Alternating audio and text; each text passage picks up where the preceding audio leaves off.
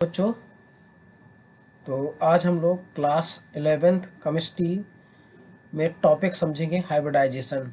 किसी भी कंपाउंड में हाइब्रिडाइजेशन कैसे निकालते हैं, इसको आज हम लोग समझेंगे। ठीक है, तो चलते ये शुरू करते हैं। तो हाइब्रिडाइजेशन क्या होता है? किसी परमाणु पर असमान ऊर्जाओं के परमाणु कक्षक परस्पर मिलकर समान ऊर्जा के एक से अधिक कक्षक बनाते हैं, तो इसे परमाणु कक्षकों का संकरण कहते हैं।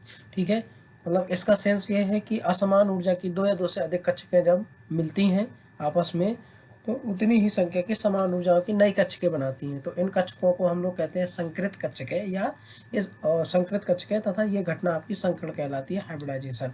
ठीक है, तो ये तो डेफिनेशन थी। तो इसके अब आप चलते हैं। संकरण से हम लोग क्या कर सकते हैं? यौगिकों के उपसहसंयोजी यौगिक और सहसंयोजी यौगिकों की आकृति की व्याख्या कर सकते हैं। चलिए आगे चलते हैं। तो अब अगर हम लोग बात करें केंद्रीय धातु परमाणु पर संकरण किस तरीके से निकाला जाता है, केंद्रीय धातु परमाणु पर संकरण किस तरीके से निकाला जाता है, फॉर्मूला की अगर हम लोग बात करें तो किसी परमाणु के संकरण को निर्धारित करने में x का मान निम्न के सूत्र से निकाला जाता है। तो सूत्र देख लेते हैं और इसके बाद आगे चलते हैं। तो सूत्र हमारा क्या है? x बराबर, यहाँ पर सूत्र लिख दूं मैं, x बराबर 1/2 और v plus S A minus E, ये आपका फॉर्मूला है। यहाँ पर v क्या है? v है केंद्रीय परमाणुओं में संयोजी इलेक्ट्रॉनों की संख्या। केंद्रीय परमाणु मतलब जिसको हम लोग सेंट्रल एटम मानेंगे। तो अब सेंट्रल एटम में मतलब ये v का मतलब यहाँ पर वैलेंसी सेल होता है, केंद्रीय परमाणु के वैलेंसी सेल में उपस्थित इलेक्ट्रॉनों की संख्या। अब यहाँ पर अगर देखें Ca का सेंस क्या है? केंद्रीय परमाणु से जुड़े परमाणुओं की संख्या, मतलब कितने परमाणु केंद्रीय परमाणु से जुड़े हैं, इसका सेंस यहाँ पर ये है। ऑक्सीजन को इसमें ड्रॉप करेंगे, देखिए ऑक्सीजन को इसको छोड़ देंगे ऑक्सीजन, लेकिन इसका एक अपवाद है, वो है H2O। ठीक है, उसमें क्या करते हैं? ऑक्सीजन को ही मुख्य परमाणु मान लेते हैं। इसके बाद ई का सेंस है, यहाँ पर ई का सेंस ये है कि आवेश चिन्ह सहित, वो भी यदि आवेश ऋणात्मक है तो उसे जोड़ देंगे, मतलब वो जोड़ा जाएगा, जितने ऋणात्मक होंगे वो जोड़ा जाएगा, और यदि आवेश धनात्मक है तो घट जाएगा उतना ही। ठीक, तो अब हम लोग चलते हैं एग्जाम्पल समझते हैं। तो अब यहाँ पर थोड़ा सा x की वैल्यू अगर क्या आएगी तो संकरण किस तरीके से निकालेंगे, हाइब्रिडाइजेशन क्या लिखेंगे।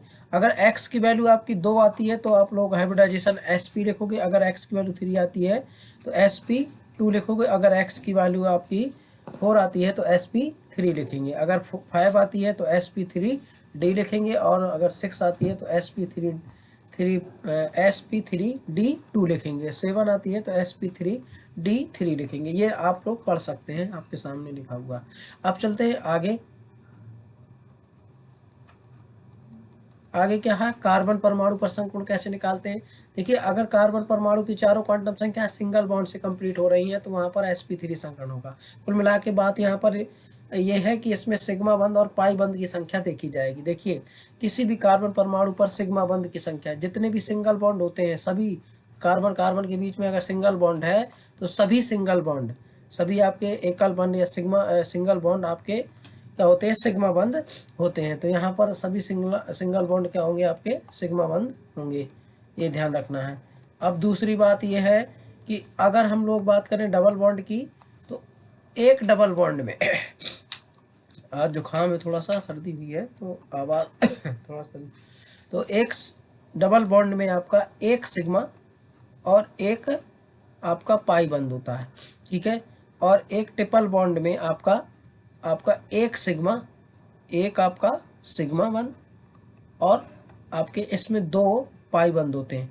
अच्छा, 2 पाई बंद कौन से होते हैं और सिग्मा बंद कौन सा होता है? ये सेंटर वाला सिग्मा, और ऊपर एक पाई और नीचे एक पाई बंद होता है। ठीक है, तो ये ध्यान रखना है। सभी सिंगल बॉन्ड क्या होते हैं? सिग्मा बंद होते हैं, और सभी डबल बॉन्डों में एक सिग्मा और एक पाई होता है, और एक ट्रिपल बॉन्ड में एक सिग्मा और 2 पाई होते हैं। तो इस हिसाब से भी यहाँ का हाइब्रिडाइजेशन निकाल सकते हैं इसमें कि अगर यहाँ पर जो पाई बंद की संख्या है, अगर पाई बंद की संख्या अगर 0 है तो sp3 होगा, अगर पाई बंद 1 है तो sp2 होगा, और अगर पाई बंद आपका 2 है तो sp होगा। ठीक है, इस तरीके से पाई बंद की संख्या ये आपका 0 1 2 लिखा है। अगर 0 है आपका पाई बंद क्या है? 0 है कंपाउंड में, तो आपका क्या हो जाएगा? sp3 हो जाएगा। अगर पाई बंद आपका 1 है तो sp2 हो जाएगा, और अगर पाई बंद आपकी 2 है तो sp होगा। तो ये आप पाई बंद कैसे निकालोगे, यहाँ से हम निकाल सकते हो, ये जो मैंने आपको रूल आपको बताया है। तो आपको ये लिख लेना है, नोट कर लेना है। सभी सिंगल बॉन्ड सिग्मा बंद होते हैं, डबल बॉन्ड में 1 सिग्मा और 1 पाई होता है, ट्रिपल बॉन्ड में 1 सिग्मा और 2 पाई होते हैं। तो चलिए अगला रूल की ओर हम लोग चलते हैं। अच्छा, ये इसमें एक नोट करने वाली बात ये है कि ये जो फॉर्मूले दोनों मैंने आपको बताए, तो ये फॉर्मूले आपके संक्रमण कॉम्प्लेक्स जो कंपाउंड होते हैं, संक्रमण धातुओं पर उपयोग में नहीं लाए जा सकते हैं, उसके लिए एक अलग से वीडियो बनेगा।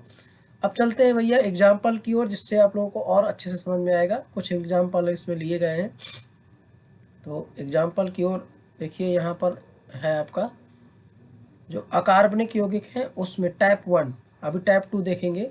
ये आपका टाइप 1 है, तो टाइप 1 में अकार्बनिक यौगिक देखेंगे और टाइप 2 में कार्बनिक यौगिक देखेंगे। पहला नंबर है, चलिए संक्रमण निकालते हैं। केंद्रीय धातु परमाणु मतलब Be पर, इस पर संक्रमण आपको निकालना है। तो फॉर्मूला आपको पता है वही, x बराबर, एक बार यहाँ पर लिख देता हूँ, x बराबर क्या होता है 1/2 V plus SA minus E। ठीक है, SA माइनस E, ठीक, ये ध्यान रखना है। अब अगर बी की बात करें यहाँ पर, तो बी बेरियम, इसका परमाणु क्रमांक होता है 4। तो इसके आउट संयोजी कोष में कितने इलेक्ट्रॉन हो जाएंगे, इलेक्ट्रॉनिक कन्फिग्रेशन अगर इसका फाइंड करें तो हमारा हीलियम जो कि एक अक्रिय गैस है, तो हीलियम 2s2 इस तरीके से भी बना सकते हैं, और हम इसको ऐसा भी लिख सकते हैं 1s2 और 2s2।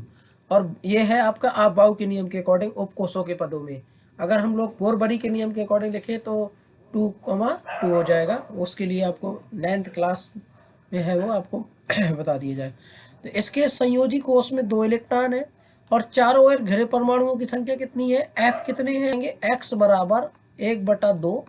अब E की वैल्यू कितनी है, यहाँ पर E की वैल्यू है आपकी, वो सॉरी V की वैल्यू है आपकी 2, और S A की वैल्यू है आपकी वो भी 2। ठीक है, तो 2 है ही नहीं, तो ये क्या हो जाएगा, x बराबर 4/2, और x की वैल्यू आएगी 2।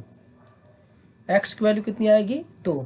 तो जब x की वैल्यू 2 होता है तो संक्रमण, तो x की वैल्यू यहाँ पर हो जाएगी 2, और संक्रमण आपका क्या हो जाएगा, sp हो जाएगा, क्योंकि जब x की वैल्यू 2 होती है तो संक्रमण हाइब्रिडाइजेशन आपका क्या होता है, 2 होता है।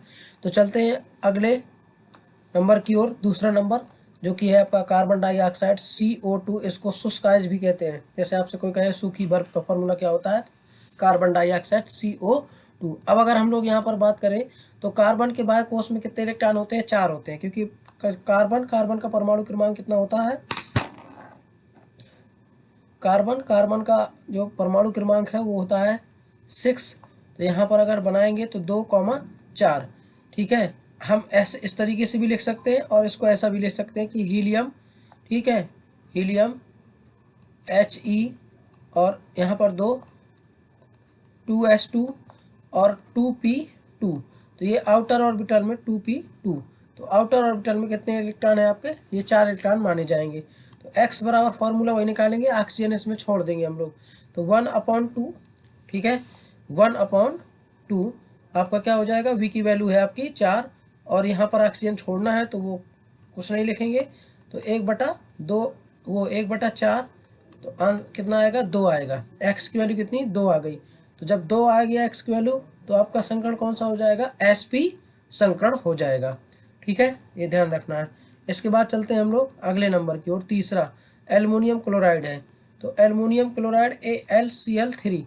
तो एल्युमिनियम का अगर देखें एटॉमिक नंबर आपका कितना हो जाएगा, 13 होता है। तो इलेक्ट्रॉनिक कन्फिग्रेशन अगर बनाएंगे तो नियॉन 10, ठीक है, नियॉन 10, और फिर आपका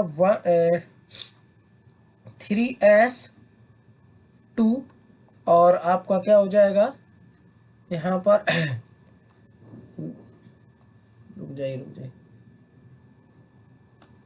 तो अगला नंबर आपका क्या है, एल्युमिनियम क्लोराइड। तो एल्युमिनियम क्लोराइड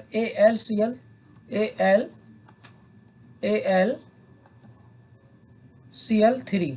तो AlCl3 में एल्युमिनियम का जो एटॉमिक नंबर है वो है आपका 13। इसका इलेक्ट्रॉनिक कन्फिग्रेशन अगर इलेक्ट्रॉनिक विन्यास अगर फाइंड करेंगे तो क्या हो जाएगा, 1s2 2s2 और 2p आपका 6 है। ठीक है, जिसको हम लोग कहते हैं नियॉन 10 कह सकते हैं हम लोग यहाँ पर, नियॉन 10, ठीक। और आगे क्या हो जाएगा आपका 3s2 और 3p1। तो इसमें यहाँ पर नियॉन 10 तक तो ये हो गया। इसके बाद 3s2 और 3p1। देखिए ये अबाव के नियम के अकॉर्डिंग है, इसके लिए अलग से एक वीडियो बहुत जल्दी आएगी, तो उसमें ये आपका किस तरीके से इलेक्ट्रॉनिक विन्यास बनाते हैं इसके नियम के अकॉर्डिंग, तो वो आपको बताया जाएगा। तो अगर उस हिसाब से देखा जाए तो एल्युमिनियम के बाह्य कोष में यह संयोजी कोष ये मानी जाएगी, क्योंकि इसके दोनों इलेक्ट्रॉन ये पार्टिसिपेट करेंगे। और अगर बोर-बरी के नियम के अकॉर्डिंग देखें तो 13 का 2 8 3 बनेगा। तो वैसे भी आउटर और में कितने हो गए आपके 3 इलेक्ट्रॉन हो गए। तो यहाँ पर x की वैल्यू क्या निकालेंगे आपका x अपॉन वही फॉर्मूला क्या होता है, v का मान कितना है यहाँ पर 3 है, v की मान कितना है 3 है। और आपका s एक की वैल्यू है आपका 3। तो यहाँ पर क्या हो जाएगा आपका, थोड़ा नीचे लिखते हैं, यहाँ x बराबर क्या हो जाएगा 1/2 और 3 + 3 ये होगा। और इसके बाद जो हमारा माइनस प्लस इसमें दिया ही नहीं है, तो क्या हो जाएगा 6/2। तो आपका जो काटने पर आएगा x की वैल्यू वो आएगी, x की वैल्यू जो काटने पर आएगी वो आएगी आपकी 3। और 3 अगर आया है तो हाइब्रिडाइजेशन कौन सा हो जाएगा sp2 हो जाएगा, क्योंकि 3 कक्षकें हैं आपकी होनी चाहिए इसमें, तो इस हिसाब से sp2 हो जाएगा। अब बात करते हैं अगला नंबर की ओर, जो कि आपका क्या है, यहीं पर अभी रुक जाइए, इसको साफ कर देते हैं, इरेज कर देते हैं। अगले नंबर की ओर बात करें हम लोग, आपका कौन सा है चौथा नंबर IF5। इसमें जो आपका IF4 है उसमें I है आपका आयोडीन, जो कि आपका केंद्रीय परमाणु माना जाएगा। तो केंद्रीय परमाणु आपका I माना जाएगा, और I का जो एटॉमिक नंबर होता है वो 53 होता है, ये याद रखना है। अगर इसका इलेक्ट्रॉनिक कन्फिगरेशन अगर हम लोग बनाएंगे तो इलेक्ट्रॉनिक कन्फिगरेशन आपका हो जाएगा, इसको हम लोग अगर अक्री गैस कौन सी आएगी, क्रिप्टॉन आएगी, ठीक है। तो ये शॉर्टकट में हम लोग लिख लेते हैं KR, और ये 36 तक हो जाएगा, क्योंकि क्रिप्टॉन का 36 होता है आपका एटॉमिक नंबर। और फिर आपका 4D10, और इसके बाद 5S2 आएगा और 5P5 आएगा। तो इस हिसाब से अगर देखा जाए तो इसके आउटर ऑर्बिटल में हम कितने लिखेंगे, जो संयोजी सेल होगा वो होगा 5 इलेक्ट्रॉन इसमें हो जाएंगे। कितने इलेक्ट्रॉन 5। और इसको जो आयोडीन है कितने इलेक्ट्रॉन चारों ओर से घेरे हुए है, कितने इलेक्ट्रॉन चारों ओर से घेरे हुए है, वो है आपकी संख्या 5 है। वो संख्या कितनी है 5 है। तो चारों ओर घिरे परमाणुओं की संख्या 5 है, मतलब अगर देखें तो V बराबर आपका यहाँ पर 5 और SA बराबर आपका है 5। तो फार्मूला लगाएंगे x बराबर 1/2 और यहाँ पर 5 + 5। क्यों, क्योंकि V का मान यहाँ पर रखेंगे 5 और VS का मान भी रखेंगे 5। यहाँ पर माइनस प्लस की अभी बात नहीं कर रहे हैं क्योंकि है ही नहीं। तो आपका क्या हो जाएगा 10/2 और भाग देंगे तो आ जाएगा 5। तो x की वैल्यू कितनी आई 5 आ गई। अगर x की वैल्यू 5 है तो हाइब्रिडाइजेशन क्या हो जाएगा sp3, क्योंकि ये 4 कक्षक हो गई और d, तो ये आपका sp3d हो जाएगा, ठीक है। अब अगर हम लोग बात करें अगले नंबर की ओर, अगला नंबर आपका क्या है सल्फर डाइऑक्साइड SO2। तो SO2 में सल्फर का एटॉमिक नंबर होता है 16। सल्फर का एटॉमिक नंबर क्या होता है, सल्फर का एटॉमिक नंबर होता है 16, ठीक है। तो 16 2 आप इस तरीके से बना सकते हो, या आप उसी तरीके से बनाइए पूरा। तो इसका आपका क्या हो जाएगा, नियॉन आएगा वैसे 10, तो 1s2 2s2 2p6 2p6 और 3s2 और 3p, ठीक है। 3p आपका कितना हो जाएगा, ये 3p3 हो जाएगा। तो ये आपका हो गया ये 10 और 5 ये। तो अब इसके बाय कोष में कितने हैं, अच्छा 16 होता है, तो 3p4 हो जाएगा इधर, 3p3 नहीं 4 होगा, सॉरी 4। तो ये आउटर ऑर्बिटल में इसके कितने इलेक्ट्रॉन है 6 इलेक्ट्रॉन है, कितने 6 इलेक्ट्रॉन। और अगर उस तरीके से बनाएंगे तो 2 8 6। तो आउटर ऑर्बिटल में कितने इलेक्ट्रॉन? 6 इलेक्ट्रॉन है। ऑक्सीजन को यहाँ पर ड्रॉप कर देंगे तो x की वैल्यू निकालेंगे, x बराबर 1/2। ऑक्सीजन को ड्रॉप करेंगे तो v का मान है 6। यहाँ पर आपका 2 से काटेंगे तो 3 आ जाएगा, x की वैल्यू 3 और हाइब्रिडाइजेशन आपका sp2 हो जाएगा। sp2 क्योंकि 2 कक्षक p की और 1 कक्षक आपका s ऑर्बिटल का, तो इस हिसाब से 5वें नंबर का क्या हो गया? sp2 हो गया। आपको सब बातें मेरी समझ में आ रही होंगी। अब अगर चलते हैं आगे 6 नंबर SO2, कितना आपका? SO2। तो SO2 में SO3, तो आप लोग निकाल सकते हो इसका। अभी अभी मैंने बताया सल्फर, इसमें ऑक्सीजन आपको छोड़ देना है। क्या करना है? ऑक्सीजन आपको छोड़ देना है, तो आपका हाइब्रिडाइजेशन क्या हो जाएगा?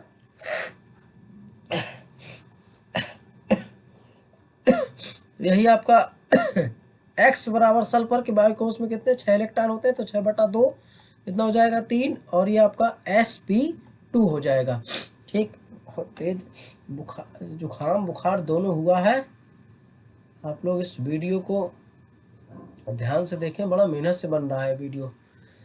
तो आगे अगर हम लोग बात करें 7 जल H2O में क्या है कि इसमें जो केंद्रीय परमाणु है वो ऑक्सीजन को ही माना जाएगा। ये ध्यान रखना, ये अपवाद है, इसको ध्यान रखिएगा। इसमें ऑक्सीजन को छोड़ेंगे नहीं, ये इसमें इसी ऑक्सीजन को ही केंद्रीय परमाणु मानेंगे। तो ऑक्सीजन के बायोकोष में इसका एटॉमिक नंबर होता है 8 और इलेक्ट्रॉनिक विन्यास अगर बनाएंगे तो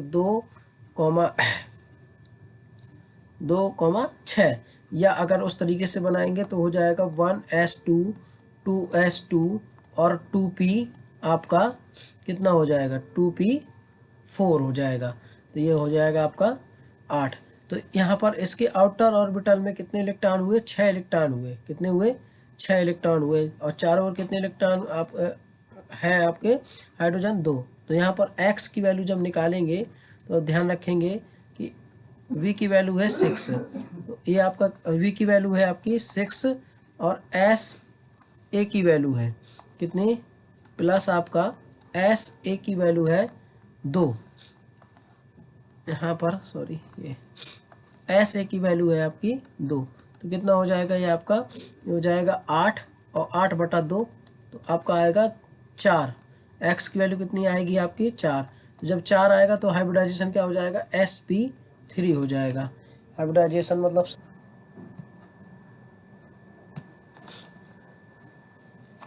तो चलते हैं हम लोग 8वां नंबर SiCl4। तो SiCl में ये Si क्या है? सिलिकॉन, जिसका परमाणु क्रमांक होता है 14। तो ये आपका क्या हो जाएगा? 1s2 2s2 और 2p आपका 6 3s2 और 3p आपका कितना हो जाएगा? ये 10 तो 12 और ये 2 3p2 हो जाएगा। इसके बायोकोष में कितने इलेक्ट्रॉन है आपके? ये 4 इलेक्ट्रॉन है। कितने हैं? 4 इलेक्ट्रॉन है। तो अगर हम लोग बात करें तो यहाँ पर 4 इलेक्ट्रॉन है, तो 4 जो v की वैल्यू है वो 4 है और SA की वैल्यू जो है वो 4 है। तो x की वैल्यू हम लोग निकाल सकते हैं 1/2 और 4 + 4, ये कितना हो जाएगा? 8/2 और 4 आ जाएगा आंसर। x की वैल्यू अगर 4 है तो संकरण हाइब्रिडाइजेशन क्या हो जाएगा? sp3 हो जाएगा। देखिए इन सभी अभी बहुत से ऐसे कंपाउंड है जिनमें ये रूल नहीं लगेगा। तो एक आपको अगली वीडियो में, इसकी जो अगली वीडियो आएगी संकरण की सीरीज, दूसरी सीरीज आएगी, तो वो उसमें क्या होगा आपका, उसमें जो सेकेंड क्लास होगी तो उसमें आपको बताऊंगा मैं 8 से भाग देने वाली प्रोसेस, 8 से भाग देने वाली विधि, भाग देने वाली विधि, ये आप ध्यान रखेंगे। और अभी तुरंत ये जल्दी ही आएगी सीरीज। अब देखो अगर 10वें नंबर की बात करें, इसको साफ कर लें। 10वें नंबर की बात करें तो वहाँ पर क्या है? SO3-। तो इसमें नाइट्रोजन केंद्रीय धातु परमाणु माना जाएगा। तो नाइट्रोजन के बायोकोष में नाइट्रोजन का एटॉमिक नंबर होता है 7। तो 2 5, या आप इस तरीके से भी लिख सकते हो 1s2 2s2 और 2p आपका कितना हो जाएगा? यहाँ पर 1 हो जाएगा, वो 2p आपका 3 हो जाएगा। 2p तो 1s2 2s2 2p आपका 3 हो जाएगा। तो ये आपका आउटर ऑर्बिटल में इसके कितने इलेक्ट्रॉन माने जाएंगे, 5 इलेक्ट्रॉन माने जाएंगे। ये कितने माने जाएंगे, 5 इलेक्ट्रॉन माने जाएंगे। तो 5 इलेक्ट्रॉन इसमें v की वैल्यू कितनी हो गई, 5 हो गई। और आपका जो वैसे इसमें ऑक्सीजन को हम लोग छोड़ देंगे, ऑक्सीजन को क्या करेंगे, छोड़ देंगे। तो ऑक्सीजन की वैल्यू लिखेंगे ही नहीं, ऑक्सीजन को छोड़ देंगे। लेकिन ऑक्सीजन के छोड़ने के अलावा इसमें जो माइनस की वैल्यू दी है, ई की वैल्यू दी है, वो माइनस का है, तो जोड़ेंगे हम लोग 1, ठीक है, प्लस का 1। तो ये क्या हो जाएगा, 1 और वी की वैल्यू है 5 और +1, तो ये हो जाएगा आपका 6/2 और आपका आ जाएगा 3 और हाइब्रिडाइजेशन हो जाएगा sp2। कितना हाइब्रिडाइजेशन हो जाएगा, sp2 हाइब्रिडाइजेशन इसका हो जाएगा, ठीक है। तो अभी ये आपके कुछ थे जो मैंने आपको प्रैक्टिस कराई। इसके बाद सेकेंड टाइप कार्बनिक यौगिकों की आईपीएससी कैसे निकालते हैं, अगला चलते हैं हम लोग। तो कार्बनिक यौगिकों के कार्बनिक यौगिकों के हाइब्रिडाइजेशन किस तरीके से निकालते हैं आगे देखेंगे हम लोग। ये सेकेंड टाइप का आपका रहेगा। तो कार्बनिक यौगिकों के संकरण, तो कार्बनिक यौगिकों में आप कह सकते हो हाइब्रिडाइजेशन किस तरीके से निकालेंगे, देखते हैं हम लोग। कार्बन परमाणु पर पाई बंधों की संख्या अगर, और कार्बन परमाणु पर संक्रमण, ये आपका यहाँ पर लाइन है एक, ये लाइन खिंचा लीजिएगा। तो कार्बन परमाणु पर पाई बंध की संख्या, कार्बन परमाणु पर पाई बंधों की संख्या क्या है, 0 है, तो आपका क्या हो जाएगा, sp3 हो जाएगा। और अगर कार्बन परमाणु की संख्या 1 है तो sp2 हो जाएगा। और अगर 2 है पाई बंध की संख्या तो sp संकरण हो जाएगा, हाइब्रिडाइजेशन। तो ये था कार्बनिक यौगिकों में इस तरीके से। तो आपको क्या पता लगाना रहेगा, कार्बन यौगिकों में पाई बंध क्या लगाना रहेगा, पाई बंध। अभी पाई बंध सिग्मा बंध क्या होते हैं ये आपको मैं बता दूंगा, लेकिन संख्या निकालना अभी यहीं पर बता देता हूँ। तो देखिए पाई बंध आपको मैं ऊपर भी बता चुका हूँ, सभी सिंगल बॉन्ड जो सी सिंगल बॉन्ड होते हैं, सभी सिंगल बॉन्ड आपके सिग्मा बंध होते हैं, ठीक है, क्या होते हैं, सिग्मा बंध होते हैं। सभी जो जितने भी आपके सिंगल बॉन्ड होंगे, एकल बॉन्ड, वो क्या होंगे, आपके सिग्मा बंध होंगे। और अगर एक डबल बॉन्ड लगा हुआ है तो वहाँ पर एक सिग्मा होगा, ठीक है, वहाँ पर क्या होगा, एक सिग्मा और एक पाई होगा, एक आपका क्या हो जाएगा, एक पाई बंद होगा, ये ध्यान रखेंगे। और तीसरा नंबर है अगर ट्रिपल बॉन्ड है तो वहाँ पर आपका एक सिग्मा है और 2 पाई है, ठीक है। तो चलते हैं हम लोग कंपाउंड की ओर, एग्जाम्पल इसका देखते हैं, ये बात आपके समझ में आ गई हो। पहला नंबर एग्जाम्पल का देखते हैं। पहला ये इस तरीके से है, आप लोग इसको इस तरीके से भी लिख सकते हैं। देखिए यहाँ पर C डबल बॉन्ड, इसका जो संरचना सूत्र है वो इस तरीके से हो जाएगा, H single bond H double bond, आगे आपका C सिंगल बॉन्ड H और सिंगल बॉन्ड C, और फिर आपका H और फिर आपका डबल बॉन्ड CH3 है, तो यहाँ पर भी H और ये आपका नहीं, यहाँ पर 2 होगा, 3 नहीं होगा, ये ध्यान रखना है, ठीक है, ये सही कर लेना, 2 होगा। ये आ गया आपका। तो इसमें देखिए इसको देखकर भी आप अपना बता सकते हो, इसको भी देखिए, अगर देखा जाए तो इन दोनों कार्बन के बीच में एक डबल बॉन्ड है, मतलब यहाँ पर इस वाले कार्बन पर देखिए तो यहाँ पर एक पाई है और यहाँ पर एक पाई है, क्योंकि डबल बॉन्ड है, ठीक है। सिग्मा बंध से हमको कोई लेना देना नहीं है, सभी सिंगल बॉन्ड आपके सिग्मा बंध होते हैं। अगर सिग्मा बंध की संख्या निकालेंगे तो यहाँ पर आप अभी गिन देंगे हम लोग।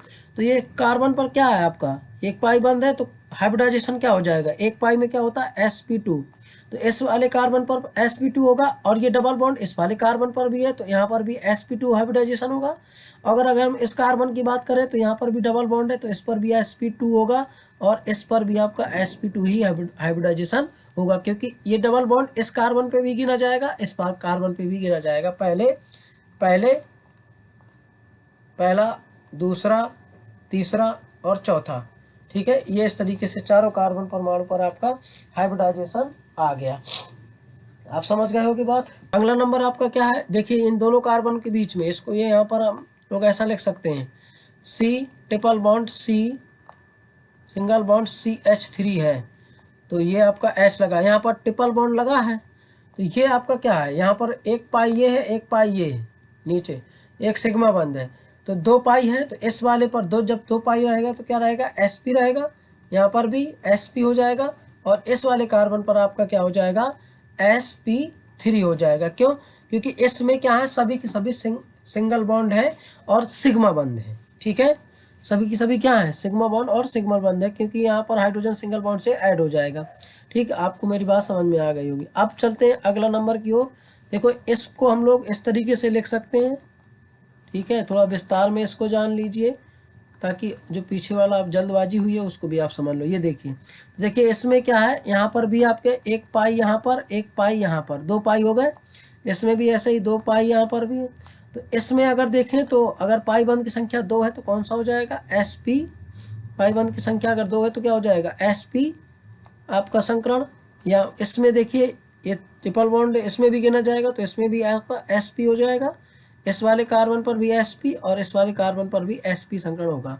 अब देखो, पाई बंद की संख्या का टोटल देखें इसमें तो कितनी हो जाएगी, 4 हो जाएगी। पाई बंद कितने, 4 हैं। ठीक है, पाई बंद 4, क्योंकि यहाँ पर 2 ट्रिपल बॉन्ड है। अगर सिंगल बॉन्ड माने तो 1 सिग्मा यहाँ पर है, 1 सिग्मा इस पर है, और 1 सिग्मा आपका यहाँ पर है। तो सिग्मा बंद की संख्या कितनी है, 3 सिग्मा हो जाएंगे।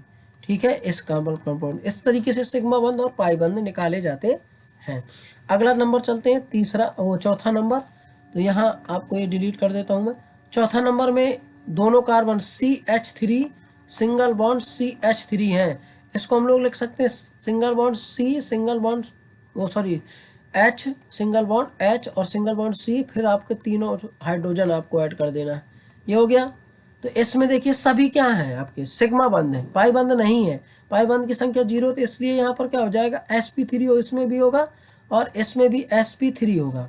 ठीक है, ये बात समझ गए कि नहीं। अब इसमें पाई बंद 0 है, सिग्मा बंद आप सिंगल बॉन्ड को गिन के निकाल सकते हैं। ठीक, तो चलिए अगला चलते हैं। अगला आपका है 5वां नंबर। इसमें भी देखेंगे CH3 single bond, CH double bond, CH2। देखिए ये इस वाले कार्बन पर और इस वाले कार्बन पर डबल बॉन्ड लगा है, मतलब पाई डबल बॉन्ड है, तो एक पाई बंद है, तो एक पाई बंद आपका क्या हो जाएगा, sp2 हो जाएगा। इसमें भी sp2 हो जाएगा। इसमें देखिए कोई डबल बॉन्ड ट्रिपल बॉन्ड नहीं लग सकता है, तो ये सभी सिंगल बॉन्ड है, तो यहाँ पर क्या हो जाएगा आपका sp3 हो जाएगा इसमें संकरण। अब यहाँ पर अगर बात करें हम लोग sp3 सिग्मा sp2 और सिंगल बॉन्ड OH। देखिए सारे कार्बन कितने हैं आपके, सिंगल बॉन्ड से ऐड है। क्यों? क्योंकि देखो ऑक्सीजन यहाँ पर डबल बॉन्ड से नहीं ऐड होगा, क्योंकि एक सिंगल बॉन्ड यहाँ हाइड्रोजन के साथ उस पर लगेगा, इसलिए उसकी दोनों संयोजकता एक कार्बन से और एक हाइड्रोजन से कंप्लीट होगी। तो यहाँ पर आपका सिग्मा बंद की संख्या है, पाई बंद की संख्या क्या है, इसमें 0 है। पाई बंद क्या है, 0 है। अगर आपको वो लगता है तो इसको आप ऐसा लिख सकते हैं, इस तरीके से, single bond H, single bond H, single bond H, ये सिंगल बॉन्ड, यहाँ पर भी सिंगल बॉन्ड H ऊपर, एक H नीचे, ये OH। ठीक है, तो इसमें कहीं पाई बंद नहीं है, तो पाई बंद नहीं है तो यहाँ पर क्या हो जाएगा, sp3 इस पर भी संकरण हो जाएगा और sp3 इस पर भी संकरण हो जाएगा। ठीक है, दोनों कार्बन परमाणु पर। तो इस हिसाब से ये निकल आया। अब बात कर लेते हैं हम लोग, ये था आपका 6वां नंबर। अब बात करते हैं 7वें नंबर की। तो 7वां नंबर आपका क्या है, CH3 CHO। अब इसका स्ट्रक्चर बनाए तो single bond H, single bond H, single bond H, single bond C और डबल बॉन्ड O और सिंगल बॉन्ड H, इस तरीके से ये बन जाएगा। तो इसमें क्या है कि एक आपका क्या है, पाई बंद है, क्योंकि डबल बॉन्ड लगा है, तो इस हिसाब से क्या हो जाएगा, sp2 हो जाएगा इसके पर, और इस पर हो जाएगा आपका sp3, क्योंकि कोई भी पाई बंद नहीं है। ठीक है, ये ध्यान रखना है। तो चलते हैं आप लोगों का 8वां नंबर। तो 8वें नंबर की बात करें तो यहाँ पर देखिए स्ट्रक्चर CH3COOH है। तो स्ट्रक्चर क्या हो जाएगा, single bond H, single bond H, single bond, यहाँ पर भी H, सिंगल बॉन्ड C और डबल बॉन्ड ये O और डबल बॉन्ड O और ये सिंगल बॉन्ड OH। तो इस वाले कार्बन पर एक डबल बॉन्ड लगा है, जिससे इसका इसमें पाई बंद की संख्या कितनी है, 1 है, और इसका हाइब्रिडाइजेशन हो जाएगा sp2। और अगर हम लोग बात करें इसमें सभी क्या है, आपके सिग्मा बंद है, पाई बंद संख्या 0, इसलिए sp3 हो जाएगा। क्योंकि ऊपर मैं आपको बता ही चुका हूँ वीडियो में कि पाई बंद की संख्या अगर क्या है 0 है तो sp3 होगा, और पाई बंद की संख्या अगर 1 है तो sp2 होगा, और अगर पाई बंद की संख्या क्या है 2 है तो sp होगा। ये हाइब्रिडाइजेशन आपको बता सको। और सिग्मा बंद पाई बंद भी आपको मैंने बता दिया किस तरीके से निकालेंगे। ठीक है, तो ये आपका हो गया एक्सरसाइज, इसके भी करते हैं। बहुत बहुत आप लोगों का धन्यवाद। अगर वीडियो अच्छी लगी हो तो आप लाइक और शेयर सब्सक्राइब कर दीजिएगा चैनल को। अब हम लोग जो संकरण की सेकेंड सीरीज है वो लेके आएंगे, जिसमें आप लोगों को थोड़ा सा उच्च क्वालिटी के जो आपके नीट वगैरह में क्वेश्चन आते हैं वो आप लोगों को दिखा कराए जाएंगे। नीट वगैरह में जो क्वेश्चन आते हैं संकरण से वो, और इसके बाद थोड़ा सा आपका लेवल और बढ़ जाएगा, जिसमें 8 की विधि वाले भी हम लोग लगाएंगे कि 8 से भाग देने वाली विधि, और कॉम्प्लेक्स कंपाउंड के उसमें भी थोड़ा सा आपको हाइब्रिडाइजेशन बताया जाएगा। ठीक है, तो धन्यवाद आपका। एक बार फिर से चलते हैं। बहुत